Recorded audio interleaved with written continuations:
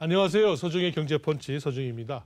한국 경제의 오늘과 내일을 고민하고 통쾌한 한방으로 문제점까지 해결해보는 경제펀치. 예, 이번 주에는요. 저희 매일경제TV가 진짜 꼭 모셔야 되는 분 한 분 모셨습니다. 금융투자협회 우리 권영원 회장 모셨는데요. 모신 이유는 지난달에 대통령 주재로 이 자본시장 업계 큰 회의가 한 번 있었습니다. 또 최근에 관련 법도 통과됐고요. 뭔가 금융시장에 자본시장에 새로운 바람이 부는 거 아닌가 하는 생각이 좀 드는데요. 그래서 오늘 펀치를 날려볼 주제 이렇게 한번 잡아봤습니다. 금융혁신특별법 시행. 과연 자본시장에 봄은 오는가? 네, 권 회장님 나눠주셨습니다. 안녕하세요. 안녕하세요. 네네.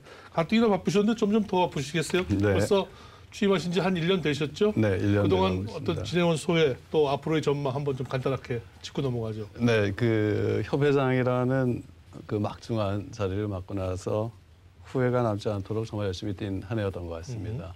최근에 이제 우리 주력 제조업의 경쟁력 둔화라든가 또 신산업 태동의 지연 같은 것들 또 수출 경쟁력 약화 등 우리 경제 앞날에 대해서 굉장히 그 우려의 목소리가 높습니다만 그 자본시장이 사실 이러한 경제나 산업의 구조적 어려움을 타개하는 데 있어서 굉장히 큰 역할을 해줘야 되는데 그거를 인식시키고 또 좋은 정책을 만들 수 있도록 건의하고 하는데 온 노력을 다 기울였던 것 같습니다. 지난달 대통령께서 21일이었어요. 네, 21일입니다. 직접 주재하시는 그 혁신금융 비전 선포식이 있었습니다. 그래서 최근에 그 일련의 이런 것들이 정신없이 추진될 정도로 이 자본시장의 중요성에 대한 정부와 국회 또 우리 업계의 어떤 노력이나 바람이 합치되는 그런 걸 좀 볼 수 있었던 일련이었습니다. 이날 비전 선포식에는 그러니까 자본시장 업계도 있고 우리 은행을 포함한 은행도 있었고 간접금융시장 쪽도 있었고 다 있었죠. 전체. 예, 그렇습니다. 예. 사실 이제 이 정부가 출범하면서 한편에서는 이게 워낙 금융에 대해서 약간 조금 유보적인 태도를 취한 게 이 정부 아니었겠습니까? 너무 이제 금융에 약탈적 금융이다 해서 제조업을 좀 지원하는 데 좀 치중하고 금융 자체에 대해서는 좀 그랬는데 뭔가 이 정부가 이제 새로 금융에 대해서 좀 적극적인 의미를 부여하는 것 같습니다.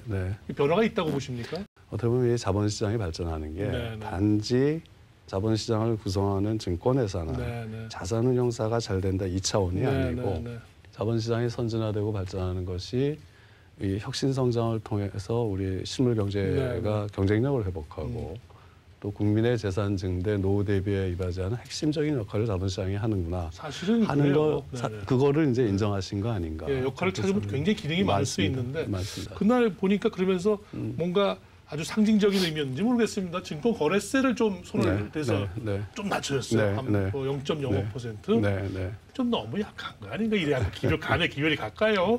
어떻게 보십니까? 그 여러 가지 그 자본시장 발전을 위한 제도를 발표하는데 그 중에 이제 세제라는 걸 처음으로 대통령께서 직접 말씀을 하신 겁니다. 저는 그 자체가 굉장히 큰 의미가 있다고 보고요. 그날 이제 대통령님께서 그 발표문을 하신 게 있고 또 관계부처가 합동으로 발표한 게 있습니다. 그 의견을 다 요약을 해보면 그 우선 거래세는 단계적으로 인하하겠다는 겁니다. 근데 거래세가 단계적으로 인하하는데 그 소득 있는 곳에 세금이 있듯이 거래세가 인하되면 그 양도에 대한 세금은 내야 되는 게 맞다고 봅니다. 그러니까 거래세는 점진적으로 낮추고 양도세는 그거에 맞춰 점진적으로 인상이 되겠죠. 근데 이게 무한대로 갈 거라고는 아니고 어떤 캡이 있을 거로 생각하고 있고요. 그게 이제 큰 줄거리입니다. 그런데 두 번째는 저는 어떻게 보면 이 후자가 더 중요할 수도 있다고 보는데 저희가 이제 예를 들면 금융상품이 주식만 있는 게 아니거든요. 그 펀드도 있고 채권도 있고 화생결합증권 같은 것도 있고 여러 가지가 있는데 그 우리나라가 아직 이 자본시장 과세 제도에 있어서 그런 금융상품 내에서 또는 금융상품 간 손익의 통산, 그러니까 손실이 난 것과 이익이 난 거를 합쳐서 네팅을 해주는 거죠. 네팅을 해서 그 진짜 이익에 대해서만 과세를 하는 건데 손익통산이라는 게 이러한 손익통산을 안 해주는 나라가 주요 국가 중에 저희밖에 없습니다. 그러니까 이거는 어떻게 보면 저희가 특별한 걸 하는 게 아니라 이제는 그거를 할 때가 된 거죠. 그다음에 이제 손실의 2월 공제라는 게 있습니다. 손실의 2월 공제는 뭐냐면 저희가 예를 들면 법인의 경우에 손실이 나면 손실만큼을 2월에서 예를 들면 한 10년 동안 상각을 해줍니다. 그러니까 전년도에 손실이 났으면 그게 올해 와서 이익 난 거하고 상계를 한 다음에 네트로 난 이익에 대해서만 세금을 내는 게 법인에 적용이 되거든요. 그렇죠. 개인도 그걸 해줘야 되는 겁니다. 개인도 해줘야 되는 건데 그 손실 2월 공제에 대해서 검토를 하겠다. 그다음에 이제 저희가 좀 장기 투자 문화를 형성할 필요가 있습니다. 이 투자에 있어서 그게 기관이 투자를 하건 개인이 투자를 하건 장기 투자 문화를 형성하는데 장기 투자에 대한 우대 세제를 검토하겠다. 그래서 이제 크게 보면 두 가지거든요. 첫 번째가 거래세와 양도세의 조정 문제, 두 번째가 지금 말씀드린 손익통산, 손실이월공제, 장기투자 우대. 이게 그런데 이건데 이거를 하겠다고 명시적으로 밝힌 겁니다. 이거는 대단한 진전이고요. 저는 정말 박수를 보냅니다. 근데 이제 거기에 아까 말씀하신 OBP, 그러니까 0.05%가 들어간 거거든요. 만일에 정부가 그 OBP 낮추는 것만 하고 이거를 안 한다. 그러면 그거에 대해서 아쉬움을 갖거나 이게 뭐야 하고 불평을 하는 게 맞는데 거꾸로 이거를 밝히고 그걸 한 거기 때문에 저는 그 0.05%를 인하하겠다고 한 거는 정부가 의지를 밝힌과 동시에 시장에 화답하는 어떤 상징적인 선물 같다는 느낌이 드는 겁니다. 또 한 가지는 이제 거래세는 이렇게 OBP 내리고 앞으로 더 내리는 건 저 뒤로 이제 어떻게 언제까지 할지 모르겠습니다만 이제 그 양도세 부분이 사실은 일반 투자자에게 도입이 된단 말이에요. 그럼 아까 말씀하셨듯이 이제 뭐 손실 부분을 다 여러 가지 이제 공제할 수 있는 보완 대책이 만들어지지만 일단은 지금 양도세 우리 상장사들이 조그맣게 거래하는 것들에 대해서는 양도세가 지금 없는데 오히려 잘못하면 처음엔 부담으로 다가올 수가 있어요. 네, 뭐 있을 수 있다고 봅니다. 그러니까 그래서 보면 보통 저희가 이제 이미 파생 상품에서 그 거래세를 양도세로 전환하는 작업을 진행한 경험이 있습니다. 그래서 뭐 예를 들면 뭐 5%, 2%에서 시작해서 단계적으로 올려가는 뭐 이런 식으로 해서 하게 되면 저는 그 시장 충격은 안 할 거라고 보고요. 이 금융이라는 게 말이죠. 사실 그동안에도 열심히 뭐 하려고 했었어요. 근데 이 사실은 현장에서 뭐 이게 감독 당국이라든지 관료라든지 이게 좀 적극적으로 안 해주거든요. 그러니까 어떻게 보면 제도를 고치기보다는 현장의 지도가 중요하거든요. 드디어 감독 당국이나 관료들이 좀 움직일 듯한 모습이 보이나요? 그게 이제 아까 말씀드린 작년 11월에 발표됐던 자본시장 혁신과제, 12대 혁신과제, 그 금융위원회 작품입니다. 금융위원회 작품인데요. 자본시장 혁신 12대 과제를 보면은 그 하나하나의 과제가 결코 작은 과제가 아닙니다. 예를 들면 비상장 기업에 투자하는 그 투자 기구를 상장시켜서 시장의 자금을 흡수해서 비상장 기업에 혁신 기업에 투자하는 그거를 목적으로 한 비즈니스 디벨롭먼트 컴퍼니 BDC 제도라는 걸 도입하겠다. 그다음에 035 규제, 우리나라가 굉장히 엄격했습니다. 투자자 보호라는 차원에서 035 규제를 완화한다는 게 아니라 선진화시키겠다는 겁니다. 그다음에 전문 투자자를 확대하겠다. 자격요건을 완화해서. 그다음에 중소벤처기업의 투자 중개를 해주는 투자 중개 전문회사 제도를 도입하겠다.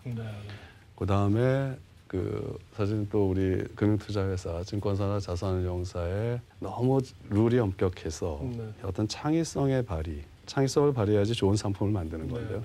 이거를 제안하는 아주 어떤 큰 허들 같은 게 됐던 차이니스 월 제도를 원칙 중심으로 바꾸겠다든가 굉장히 묵직한 과제들입니다. 그러니까 그런 제도나 과제들이 그거 연구하다 보면 시간이 다 가는데 당장 현장에서는 자기들의 태도만 바뀌어도 많이 바뀌는 거거든요. 근데 그 태도가 바뀌고 있냐 이거죠. 그거를 지금 하겠다는 거고요. 그걸 하겠다는 거고 그게 하나하나가 시행령을 고쳐야 되고 법을 고쳐야 되는 건데 이미 순차적으로 법 개정안이 발의가 돼서 국회에서 받아주고 가고 있는 거고요. 그러니까 그 엄청난 일에 대해서 하겠다고 밝힌 거에서 끝난 게 아니라 입법화가 되고 구체적인 작업이 진행된다는 거는 저는 긍정적으로 보고 있습니다. 뭐 저희도 기대를 한번 해보겠습니다. 특히 뭐 대통령까지 나서서 뭐 해보자 이렇게 했으니까 뭔가 바뀌길 기대해 보겠습니다. 그날 그 대통령이 또 이런 말씀도 하셨어요. 이제 4차 산업혁명 시대는 아이디어 시대가 아니냐. 특히 금융이라는 게 이런 아이디어에다 투자를 좀 해줘야 되는 거 아니냐. 그러면서 이건 은행보다도 자본시장 업계에 대한 주문일 수 있을 것 같아요. 그럼 앞으로 그동안에 이게 왜 안 됐으면 앞으로 어떻게 이게 좀 풀어나갈 수 있을까요? 우리가 왜 요새 이제 유니콘 뭐 이런 얘기 많이 하지 않습니까? 아주 뭐 거대, 거대한 1조 기업, 이상의. 1조 이상의 시장 가치를 갖는. 근데 그 유니콘 기업이 아주 독특한 특성을 갖습니다. 첫 번째 특성은 이 기업의 그 성장 주기라 그럴까요? 이 성장 주기가 상대적으로 짧다는 겁니다. 예를 들면 우리나라에서 과거 통계를 보면 어떤 벤처 기업이 벤처 캐피탈에서 투자를 받고 그러니까 그 전에도 과정이 있었을 텐데요. 일단 투자를 받은 이후에 우리 코스닥을 중심으로 한 시장에 상장되는 평균 기간이 한 13년, 14년 이렇게 보고 있습니다. 근데 그 전에 기간을 합치면 굉장히 더 길겠죠. 그게 한 뭐 20년 될 수 있는 건데 최근에 전 세계적으로 나타나는 유니콘 기업의 특성은 그 기간이 짧다는 겁니다.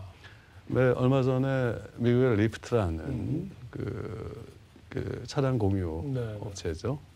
그 리프트라는 회사가 얼마 전에 상장을 했고 또 올해 안에 우버라는 회사가 상장을 하는데 그 회사가 투자받고 지금 상장하는데 한 10년이 채 안 걸리는 것 같습니다. 그리고 주기가 짧아지고 있고요. 그만큼 금융이나 정책도 대응이 기민하고 빨라야 된다는 얘기입니다. 바로 그 말씀을 드렸는데요. 그거에 따른 이제 달아붙는 게 뭐냐면 두 번째 붙는 게 그 기업의 비즈니스 아이디어나 또는 기술 그게 굉장히 성장성을 보여준다는 겁니다. 비즈니스 모델이. 세 번째 공통적으로 나타나는 게 정부의 규제 개선 노력이 적절한 규제 개선 노력이 뒷받침되고 있다는 거고요. 마지막으로 중요한 게 굉장히 큰 자본이 공급되고 있다는 겁니다. 우버를 우리가 예를 들면 우버가 지금 상장 그 시총을 130조 원 정도로 보고 있는데요. 그 사전적으로 한 27조 원 정도를 투자를 받습니다. 27조 원을. 그런데 우리나라에서 벤처 캐피탈이 연간 기업에게 투자해주는 평균 자금이 한 개 기업의 평균 투자 자금이 24억 원입니다. 24억 원. 그러니까 24.5억 원인데요. 그러니까 갭이 굉장히 크죠. 물론 이제 우리 시장의 규모가 작기 때문에 꼭 우리가 27조를 할 필요는 없지만 적어도 뭐 한 수천억 단위의 자금이 투자될 필요가 있다는 겁니다. 우리 시장 규모를 감안하더라도. 그러니까 앞으로는 어떻게 되냐면 벤처 캐피탈과 자본시장 쪽의 증권회사나 전문 사모 운용사의 협업이 굉장히 활성화될 겁니다. VC들이 어느 정도 키운 다음에 그분들은 이제 투자 자금을 회수해서 또 새롭게 투자해야 되니까 그 구주를 자본시장에서 인수를 해주고 더 키워서 상장을 시키고 뭔가 상징적으로라도 여러 가지 뭐 하여튼 결과물들이 나올 수 있겠군요. 네, 저는 기대합니다. 투자자 입장에서도 그걸 한번 유심히 보시고 아마 그거는 계속 강화될 겁니다. 그리고 그게 안 되면 이게 단순히 자본시장과 그 금융투자회사의 문제가 아니라 그게 결국은 실물경제의 경쟁력과 연관되는 거거든요. 결국은. 그리고 사실은 또 생각해보시면 실물경제에서 좋은 기업이 나왔고 그 기업이 자본시장에 상장이 안 되면 이게 그러니까 서로 아주 선순환 구조를 이뤄야 되는 거거든요. 그러니까 같이 가야 되는 겁니다. 실물과 자본시장이 2대 축으로 그 두 바퀴의 수레가 있는 그 수레가 있는데 예를 들면 실물 경제가 멈추면은 실물 경제 성장이 안 된다면 그 아무리 밀어봐야 같은 자리에서 뺑뺑 돌지 않겠습니까? 근데 자본시장이 가동을 안 하면 전지를 못 하는 거거든요. 사실 좀 늦었어요. 저희 벌써 반도체, 뭐 조선, 철강 뭐 이미 이제 새로운 거 빨리 찾아야 된다는 얘기 나온 지가 오래됐는데 그런 기민한 움직임이 좀 아쉽지 않았나 싶습니다. 아무튼 대통령께서 또 어떤 얘기도 하셨냐면 야 그동안의 금융은 뭐 해들 때 이렇게 좀 봐주다가 비 올라고 치면 다 우선 걷더라. 이제는 좀 비 올 때도 좀 든든하게 지켜주는 금융이 되라 그랬는데 저는 이거 은행들은 비 올 때는 슬슬 우산을 걷긴 걷어야 되는 거 아닌가요? 은행이 망하면 나라 경제가 거덜나는 거 아닌가요? 그 은행도 적절한 역할을 해야죠. 근데 예를 들면 저는 이제 은행 같은 경우에는 이런 겁니다. 그러니까 은행은 사실은 어떻게 보면 그 예금자 보호를 해주기도 하고 뭐 저희들도 5천만 원까지 보호가 되니까요. 보호를 해주기도 하기 때문에 은행은 조금 이제 보수적 기조로 가는 게 맞는 측면이 있다고 봅니다. 오히려 자본시장 업계에서 좀 더 리스크 자본시장이 조금 리스크 테이킹하고. 근데 이제 그날 이제 대통령께서 말씀하신 것 중에 그 아까 그 말씀 비 올 때 우산 뺀다 이제 이거는 많이 들은 얘기인데요. 그보다는 저는 이 말씀이 더 와닿더라고요. 가슴에 잔잔하게 저 같은 경우에 잔잔한 감동이 있었는데 그 다음에 이런 말씀하셨습니다. 비구름 너머에 있는 미래의 햇살까지도 볼 수 있는 혁신 금융이 되기를 기대합니다. 저는 이게 와닿더라고요. 사실 여기에 나오는 건 비구름 너머, 그러니까 불확실성이 있는 겁니다. 아까 말씀하신 대로 리스크를 테이크하라 했는데 리스크를 테이크하려면 비구름이라는 그 불확실성에서 그 리스크를 재단할 수 있어야 되거든요. 네. 그러니까 그 기업의 성장성, 네. 그 기업의 가치 이거를 객관적으로 분석하고 네. 네. 우리가 이제 가치 평가를 할 수가 있어야 예. 되는 거거든요. 최근에 일어나는 굉장히 큰 혁신 기업들을 네. 보면 성장주의가 짧아지고 그러다 보니까 자본시장 플레이어들이란가 또는 아까 벤처 캐피탈 회사들의 이 진짜 성장성만 갖고 있는 네. 그 기업의 가치 평가를 하는 역량이 더 강화돼야 되는 네. 거거든요. 뭐 진짜 뭐 공감이 됩니다만 우리 금융의 어떤 현장을 실태를 좀 보면은 우리 금융사들의 뭐 소위 말하는 금융 지주들 큰 지주들을 보면 전부 은행 위주의 이제 어떻게 보면 구성이 돼 있지 않습니까? 그래서 우리 금융산업 그러면 대체로 은행 위주로 모든 게 돌아가다 보니까 사실은 아까 뭐 얘기하신 좀 더 적극적이고 리스크 테이킹하는 그런 금융의 모습이 현실적으로 구현되기 어렵지 않나 싶단 말이죠. 그 굉장히 중요한 포인트라고 네. 생각하고 있고요. 근데 제가 지금 여기서 뭐 금융 지주나 은행이 잘못하고 있다 이런 얘기를 할 수는 없는 거고. 네, 네. 근데 최근에 그게 변화가 좀 있습니다. 글쎄요. 아주 큰 변화가 있는데요. 과거에는 은행 지주 계열의 증권사나 또는 그 표현이 맞는지 모르겠습니다. 재벌 계열의 증권사가 자기 자본이 가장 큰 회사였습니다. 그렇죠. 가장 큰 회사였습니다. 네, 그러니까 은행에서는 너무 보수적인 거 아니냐는 네. 얘기가 있을 수 있고 네. 재벌 회사 입장에서는 그 너무 큰 현업이 있다 보니까 네, 참. 네. 근데 최근은 전업 증권사나 전업 네. 자산운용사가 넘버원이 됐거든요. 네, 네. 이분들이 굉장히 선도적이고 알겠습니다. 그 혁신적으로 공격적으로 하는 거거든요. 그러다 보니까 음. 오히려 최근에 일어난 현상은 금융지주 은행 계열의 증권사들이 보다 혁신적으로 변화하는 네, 네. 그런 현상을 전 지켜보고 있거든요. 우리 국민들의 어떤 노후 대비 네, 같은 데도 네, 이제 자본시장 업계가 기여해보고 싶다. 음. 자, 우리 참 바라는 일이에요. 지금 은행이자 갖고 지금 어떻게 할 방법도 없고요. 그렇다고 어디 돈을 놓을 데도 없어요. 네. 자본시장 업계가 진짜 뭔가 국민들이 든든하게 믿을 수 있는 금융 상품들 좀 못 내놓습니까? 그 우리나라가 그 노후 빈곤율이 OECD 국가 중에 굉장히 나쁘게 나옵니다. 노후 그렇습니까? 빈곤율이 굉장히 나쁘게 나오고요. 네, 네. 또 노후에 대한 대비도 굉장히 OECD 국가 중에 거의 최하위권으로 나오는 그렇습니다. 겁니다. 근데 우리나라 퇴직연금 제도는 좀 개선의 여지가 있다고 봅니다. 개선의 여지가 있다고 보는 게 우리나라 퇴직연금 제도의 대부분이 원금 보장형으로 현재 운영되는데요. 수익률이 낮을 수밖에 없어요. 네. 그러니까 1%대 수익률이 나오는 네, 거거든요. 1%대 수익률이 나오는데 사실 1%대 수익률이라는 건 물가 상승률을 감안하면 네. 그냥 제로란 얘기거든요. 네, 네. 이 퇴직연금 제도가 발전한 나라는 어떻게 됐나 전수조사를 해봤더니 기금형 퇴직연금 제도라는 게 네, 도입되어 있습니다.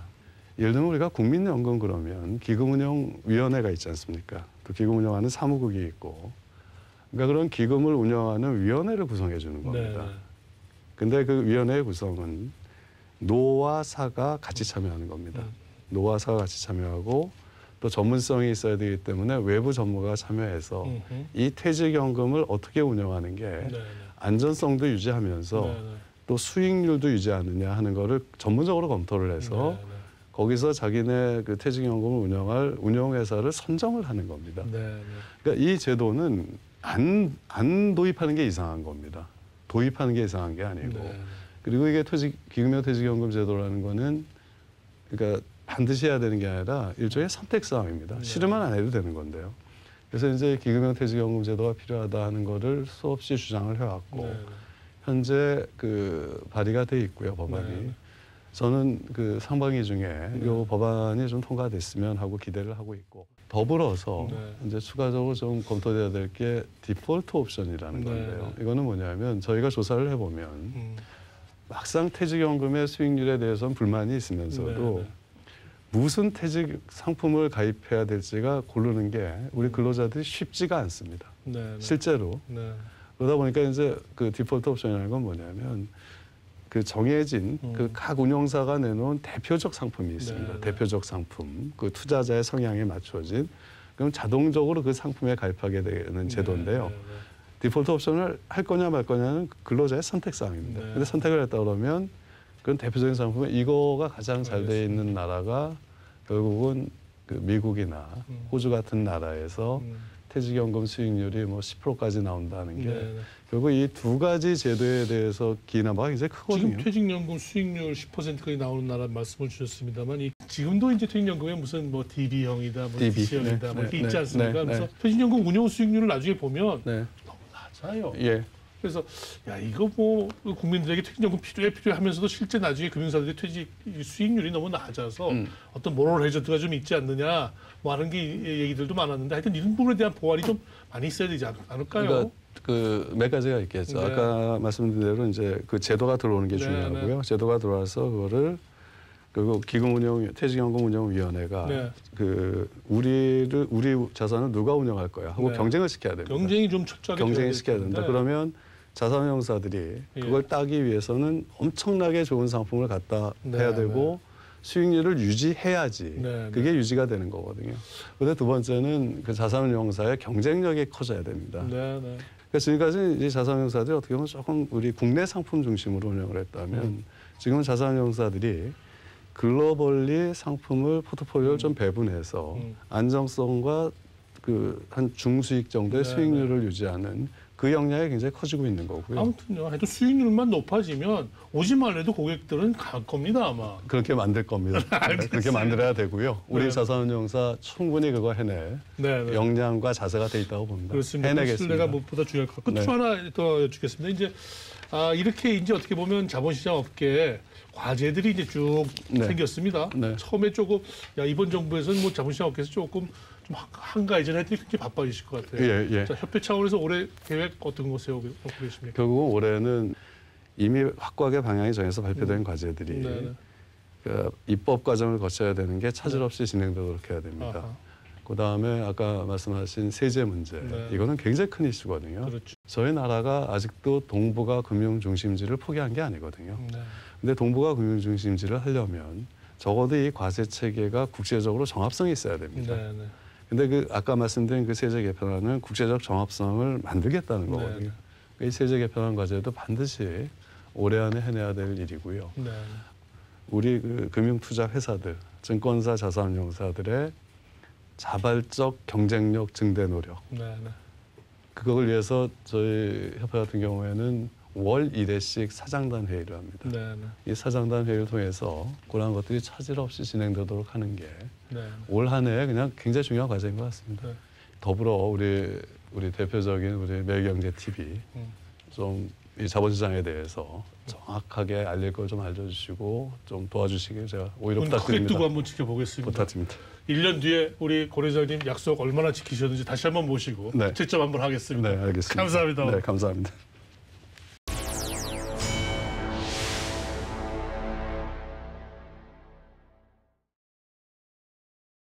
예, 자본시장에 진짜 봄은 오는가 이렇게 시작을 했는데요.